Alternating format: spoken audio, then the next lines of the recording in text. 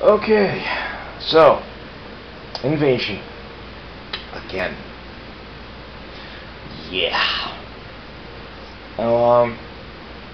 Those of you who've been watching the videos for a while, if you've watched all of them, I gotta say you're crazier than I am. But those who've been watching the videos for a while know that I at least tried to sort through the invasion a bit once before. Just as an example, I'm pretty sure this box right here is all like a bunch of excess invasion cards from the first time I tried to sort through them. I'm pretty sure I've got like a lot more excess invasion hanging around elsewhere. So, you might ask, well, after you did that and you sorted out some extra stuff, blah blah blah, how much invasion did you have left? Well, I have this box stuffed to the gills, this box stuffed to the gills, this box stuffed to the gills. This little box was, well, it's not little, but this box was stuffed to the gills, and that box is about 3/4 full. Yeah, the box that was about 3/4 full was like mostly broken down by color and set, mostly. So that wasn't too bad. The other one took a while to go through. As I mentioned before, I got a lot of invasion, especially just invasion. Plane Shift and Apocalypse, not so much, but they were still really good sets. I've rambled about Invasion Block many times. I know I have. I'm not sure what I have new to say about it at this point. I really don't. Or whatever I have to say that I haven't said before. So anyway, in the interest of just having something to talk about, and not just, you know, pointing the camera at cards and babbling, blah, blah, blah, blah, blah, as I'm prone to do, I put a few things aside to talk about. First off, in Invasion, we had the Build a Better... I swear, Invasion Block had the designers running around doing the Build a Better Bear contest with each other. For those of you who aren't familiar with, bear is a common slang term for a 2/2 creature that costs 2 mana, named for grizzly bears, which is a colorless and a green for a 2/2, which was later had a functional reprint in Ice Age as Balduvian bears. I'm not 100% certain if there was a bear in Mirage. There probably was, but I honestly can't think of it.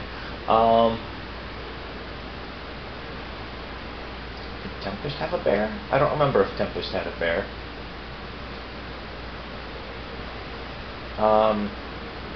Urza's Saga? I don't remember if Urza's Saga had a bear either. But yeah, Grizzly Bears was reprinted in pretty much every base set. Then you had things like Grizzly Bears, which I believe first cropped up in the Portal sets.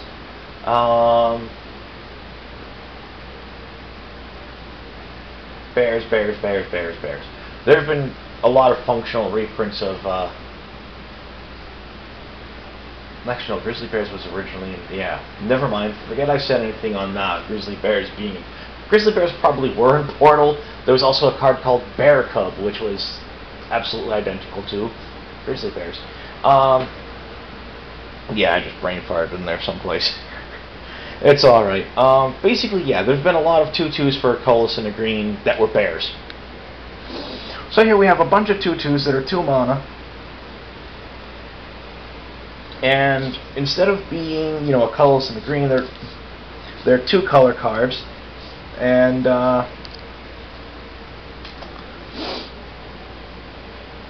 the interesting thing on this is they're 2 allied colors, and they all have protection from their allied color's mutual enemy. So, for example, the Shivan Zombie, who's a 2/2 for a red and a black, is pro-white. Galena's Knight, white and a red, white and a blue is pro-red. Medallion Zombie is pro-green. Lanwar Knight is pro-black, and Yavimaya Barbarian is pro-blue. Another interesting thing as you go through here is black-red is Barbarian Zombie. Red-green is Barbarian Elf. Green white is Elf Knight. White blue is Knight Merfolk. And blue black is Merfolk Zombie. So, you know, so you've got Barbarian, Zombie, Elf, Knight, Merfolk. So each of them, I mean, at the time having two different creature types wasn't terrifically common. It really wasn't.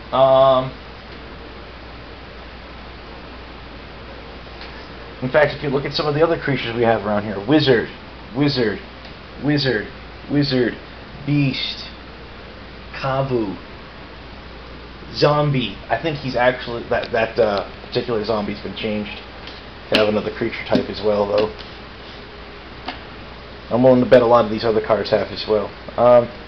As a interesting side note on that, the Build a Better Bear contest continued in Apocalypse. We have things like Gaia's Skyfolk, which is a blue and a green for a 2/2 flyer. And it's Elf Merfolk. Now don't ask me how crossing a forest dweller with a water dweller gets something that flies. I don't know. I really don't. You'd think that when you cross the ocean with a forest, what you get is a saltwater marsh, but I guess I'm wrong on that one. I guess I'm wrong. They had a lot of interesting things going on here. They had the various quote-unquote scape wizards. Now the base ones, I don't have the black ones sitting here for some reason. I didn't come across any today. Black was Nightscape, blue was Stormscape, red was Thunderscape, green was Thornscape, and white was Sunscape. Yeah, Thornscape and Stormscape sound pretty similar when you say them fast. Yeah. The apprentices themselves are kind of like harken back to the guild mages from Mirage. The thing with which you're looking at a 1/1 for 1 with two different activated abilities that require 1 mana of an allied color. The thing is, there was a certain amount of inconsistency in the guild mages. For example, like the black guild mage had his red activated ability was different from the green guild mage's red activated ability. Looks like they tried to get away from that here, at least for the apprentice cycle and for the master cycle as well. I didn't come across any masters today. The blue one, his white activated ability is tap down the creature. His black activated ability, his target player loses a life. Thunderscape, his black activated ability is target player loses a life. His green activated ability is target creature gets +1/+1 till end of turn. Sunscape, green activated ability, target creature gets +1/+1 till end of turn. White activated ability bounces a creature you control to top of owner's library. Thornscape apprentice, his white activated ability, just like his blue counterparts, tap target creature. His red activated ability, target creature gains first strike. Based on this, you can easily guess that the Nightscape apprentice, his red activated ability gives a creature first strike, and his blue activated ability puts a creature on top of the library. Now, this of course is not 100% guarantee. I'm not going to try and dig one up to find it right this instant.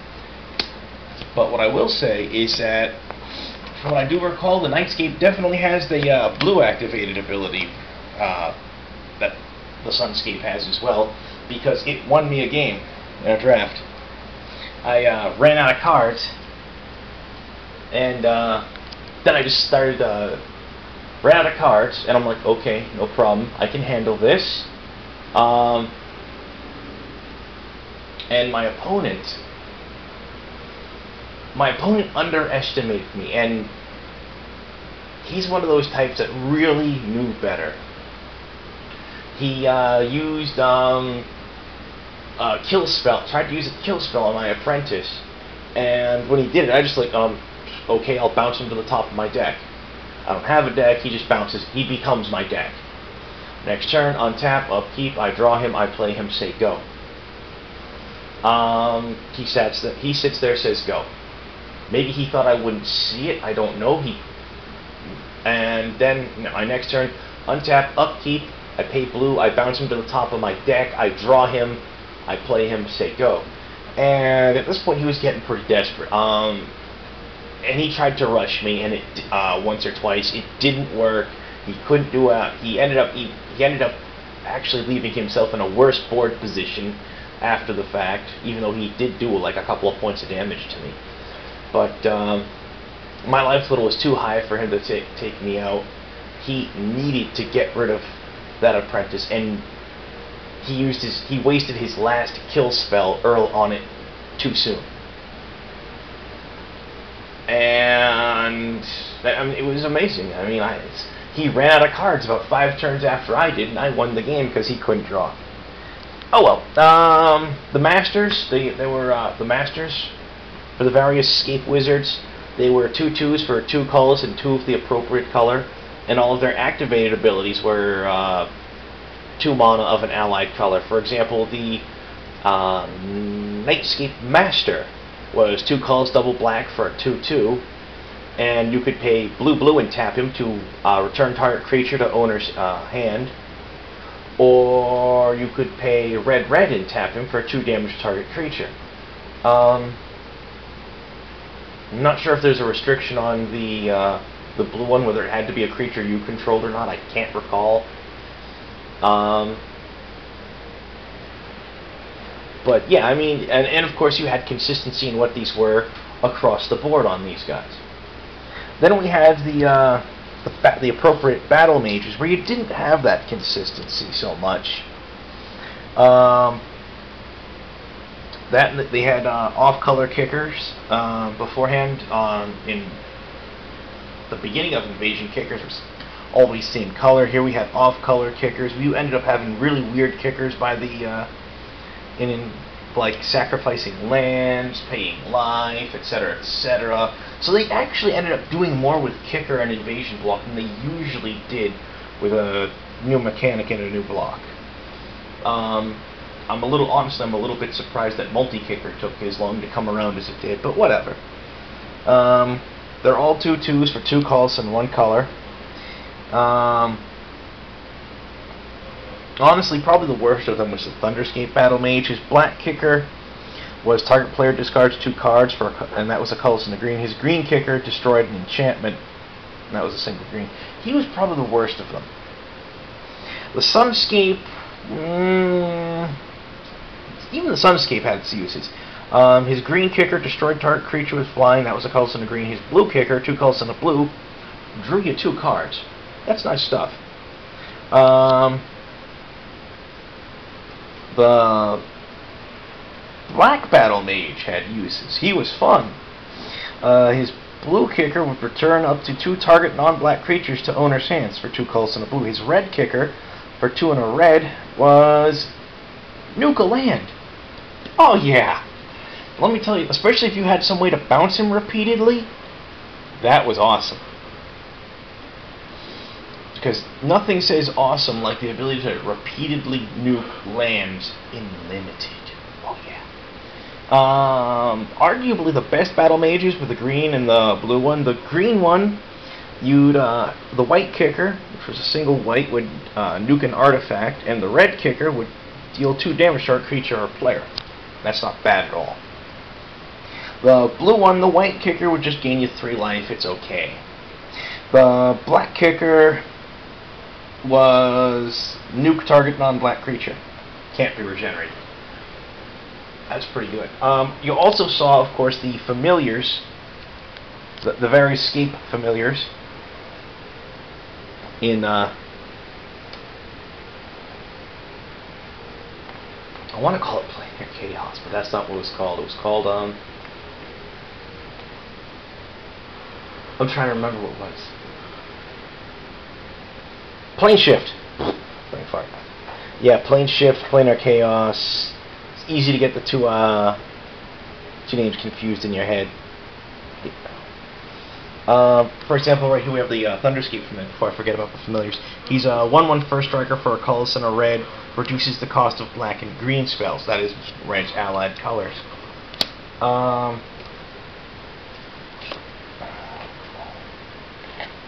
I honestly can't remember what the black familiar was. The red familiar was a Kabu, the blue familiar was a bird. It was like a 1/1 flyer, I want to say. The white familiar was like a 0/2 or a 0/3 wall. Oh, jeez. All sorts of fun stuff. The green familiar was looked like a beetle. I want to say he was a 2/1. Yeah, all sorts of funky stuff. Like I said, I can't remember what the black familiar was. I wish I could. I'm seriously drawing a blank. Another side note on the various apprentices. The apprentice idea was revisited later in the quote-unquote wedge colors. That is a color and its two allied colors and their mutual enemy. With the disciples in Apocalypse. For example, the Raka Disciple was a 1/1 for a red. You'd pay white to prevent 1 damage to next 1 damage to target creature or player, or blue to give target creature flying. The Seta Disciple would pump red and tap to give creature a +2/+0 till end of turn, and the green was add 1 mana of any color to your mana pool. Kind of interesting. Rather than having masters over the disciples like they did in Invasion with the apprentices, they gave them the Volvers. These were modged, relatively small creatures, usually like 2/2s, that had 2 kickers in the other 2 colors. Each kicker would give it 1 or 2 +1/+1 counters, and usually a related special ability. For instance, the black Volver, which I believe was the Necra Volver. Don't quote me on this. Its white kicker gave it, I want to say it was lifelink, and the green kicker gave it the ability to regenerate. Okay, science fun stuff. But you also got the various sanctuaries. For example, the Raka Sanctuary was an enchantment during your upkeep. If you control a white or blue permanent, the Sanctuary deals 1 damage to target creature. If you control both, it's 3 damage instead. The Seta Sanctuary involved drawing cards. I can't remember if it was a discard or put back on top of library involved in it. I really can't. I wish I could remember, but I can't. At least not off the top of my head. Something for me to keep an eye out for later. So, I've been rambling on for at least a good 15 minutes here, maybe more. Probably more. Memory card's almost full as well. So, I'm going to call this a video. Post it up. I got stuff to do this evening. So I'm not sure if I'm going to get much further than this tonight. It's okay. I've got enough to last me for a while. Alright. Be good, fellas.